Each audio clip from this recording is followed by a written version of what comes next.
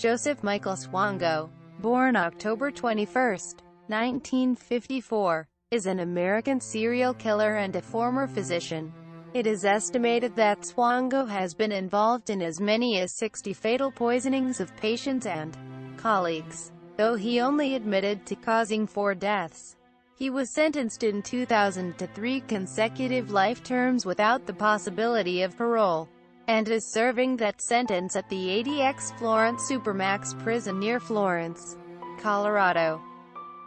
Early life. Swango was born in Tacoma, Washington and raised in Quincy, Illinois, the middle child of Muriel and John Virgil Swango. Swango's father was a career U.S. Army officer who served in the Vietnam War, was listed in Who's Who in Government 1972-1973, and was troubled by alcoholism. Michael Swango was valedictorian of his 1972 Quincy Catholic Boys High School class. During high school he played clarinet in the band.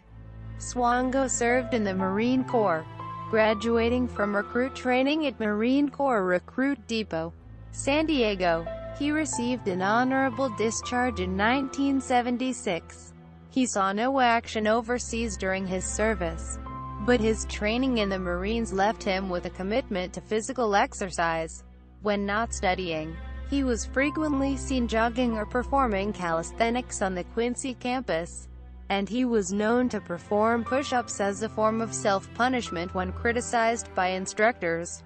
Swango displayed troubling behavior during his time at SU. Although he was a brilliant student, he preferred to work as an ambulance attendant rather than concentrate on his studies. A fascination with dying patients was noted during this time. Swango's lackadaisical approach to his studies caught up with him a month before he was due to graduate, when it was discovered that he had fake checkups during his OB/GYN rotation. A number of his fellow students had suspected he had been faking checkups as early as his second year. He was nearly expelled, but was allowed to remain when one member of the committee voted to give him a second chance. At the time, a unanimous vote was required for a student to be dismissed. Even earlier, several students and faculty members had raised concerns about his competence to practice medicine. Eventually, the school allowed him to graduate 1 year after his entering classmates, on condition that he repeat the OB/GYN rotation and complete several assignments in other specialties. Murders.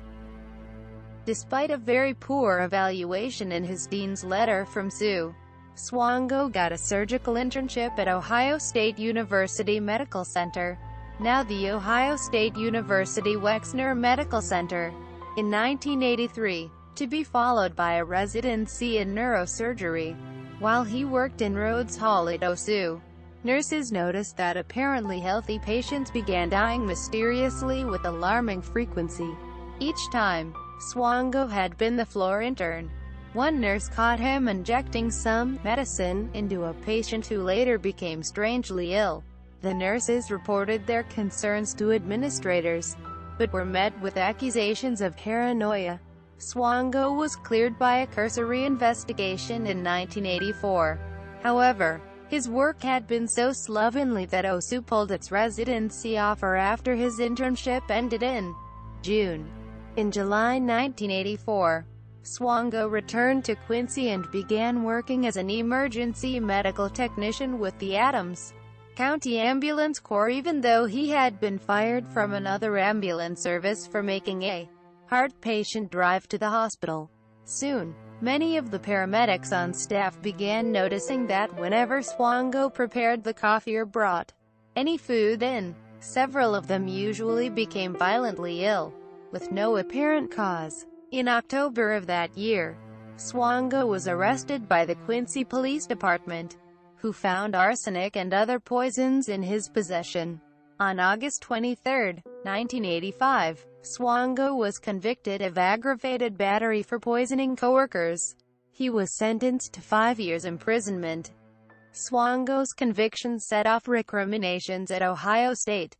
A scathing review by law school dean James Meeks concluded that the hospital should have called in the police, and also revealed several glaring shortcomings in its initial investigation of Swango. In 1989, Swango, now released from prison, found work as a counselor at the State Career Development Center in Newport News, Virginia. He was forced out after being caught working on a scrapbook of disasters on work time. He then found a job as a laboratory technician for Atigol in Newport News, now Vanguard Energy, a division of CETA Logistics. During his time there, several employees sought medical attention with complaints of persistent and increasing stomach pains. Around this time, he met Kristen Kinney, a nurse at Riverside Hospital. The two fell in love and planned to marry once they got settled. He was employed until 1991, when he resigned his position to seek out a new position as a doctor. In 1991, Swango legally changed his name to Daniel J. Adams and tried to apply for a residency program at Ohio Valley Medical Center in Wheeling, West Virginia. Swango established a sterling reputation at Sanford, but he made the mistake of attempting to join the American Medical Association, AMA. The AMA did a more thorough background check than the medical center and found out about the poisoning conviction. That Thanksgiving Day, the Discovery Channel aired an episode of Justice Files that included a segment on Swango. Amid the AMA report and calls from frightened colleagues, Sanford fired Swango. The AMA temporarily lost track of Swango, who managed to find a place in the psychiatric residency program at the State University of New York at Stony Brook School of Medicine. His first rotation was in the internal medicine department at the Veterans Affairs Medical Center in Northport, New York. Once again his patients began dying for no explicable reason. 4 months later, Kristen Kinney committed suicide, and arsenic was found in her body at the time of her death. Since the latest Swango incident took place at a Veterans Affairs facility, federal authorities got involved. Swango dropped out of sight until mid-1994, when the FBI found out he was living in Atlanta and working as a chemist at a computer equipment company's wastewater facility. Soon after the FBI alerted the company, Swango was fired for lying on his job application. By that time, Swango had fled the country. In November 1994, he went to Zimbabwe and used forged documents to obtain a job at Nene Lutheran Mission Hospital, in the center of the country. Again, his patients began dying mysteriously. As a result of suspicions of the medical director there, Dr. Zishiri, Swango was suspended because of the failure to perform adequate autopsies. No firm conclusions could be drawn. During his suspension, he hired prominent lawyer David Coulthard to enable him to return to clinical practice. He also appealed to the authorities at Mpilo Hospital, Bulawayo, to allow him in the interim to continue working voluntarily there. However, this was opposed by Dr.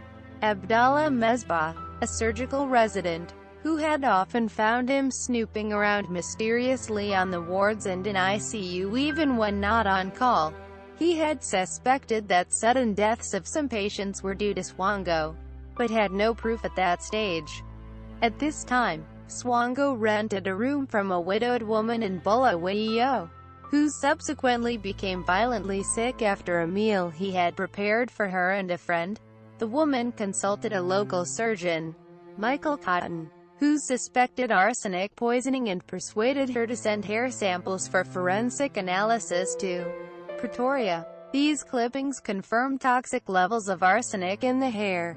The lab reports were passed on by the Zimbabwe SID through Interpol to the FBI, who subsequently visited Zimbabwe to interview Cotton and the pathologist in Bulawayo, Dr. Stanford Math. In the meantime, Swango had sensed that the net was closing on him. He crossed the border to Zambia and subsequently to Namibia, where he found temporary medical work. He was charged in absentia with poisonings. In March 1997, he applied for a job at the Royal Hospital in Dhahran, Saudi Arabia, using a false resume. While all this was happening, Veterans Affairs Office of the Inspector General Criminal Investigator Tom Valerie consulted with Charlene Thomeson, M.D., a forensic psychiatrist. Because of her considerable clinical expertise, Thomeson was able to review documents and evidence and give a psychological profile of Swango, along with her assessment of why he had committed such crimes. Valerie was called by the FBI to discuss holding Swango. Valerie called then Drug Enforcement Administration DEA Basic Agent Richard Thomeson, who was stationed in the Manhattan DEA office, to discuss the case. Thomeson's conversation focused on Swango lying on his government application to work at the Department of Veterans Affairs, where he prescribed narcotic medications. There was enough evidence for Immigration and Naturalization Service agents to arrest Swango in June 1997 on a layover at Chicago O'Hare International Airport on his way to Saudi Arabia. Faced with hard evidence of his fraudulent activities and the possibility of an extended inquiry into his time in Zimbabwe, Swango pleaded guilty to defrauding the government in March 1998. In July 1998, he was sentenced to 5 years in prison. The sentencing judge ordered that Swango not be allowed to prepare or deliver food, or have any involvement in preparing or distributing drugs. The government used this time to amass a dossier of Swango's crimes. As part of that investigation, prosecutors exhumed the bodies of 3 patients and found poisonous chemicals in them. They also found evidence that Swango paralyzed patient Baron Harris with an injection of what was supposedly a sedative. The sedative caused him to lapse into a coma, and Harris died on November 9, 1993. Additionally, prosecutors found evidence that Swango lied about the death of Cynthia Ann McGee, a patient he treated during his internship at OSU. Swango claimed she suffered heart failure. He had killed her by giving her a potassium injection that stopped her heart. On July 11, 2000, less than a week before he was due to be released from prison on the fraud charge, federal prosecutors on Long Island filed a criminal complaint charging Swango with 3 counts of murder, 1 count of assault and 1 count each of false statements, mail fraud and conspiracy to commit wire fraud. Swango was formally indicted on July 17, 2000 and pleaded not guilty. In his book Blind Eye, Quincy native James B. Stewart estimated that, counting the suspicious deaths at Sioux, circumstantial evidence links Swango to 35 suspicious deaths. The FBI believes he may be responsible for as many as 60 deaths, which would make him one of the most prolific serial killers in American history. The case was featured on the American crime show Unsolved Mysteries. Modus operandi. Swango did not often vary his methods of murder with non-patients, such as his coworkers at the emergency medical service. He used poisons, usually arsenic, slipping them into foods and beverages. With patients, he sometimes used poisons as well, but usually he administered an overdose of whichever drug the patient had been prescribed, or wrote unnecessary prescriptions for dangerous drugs.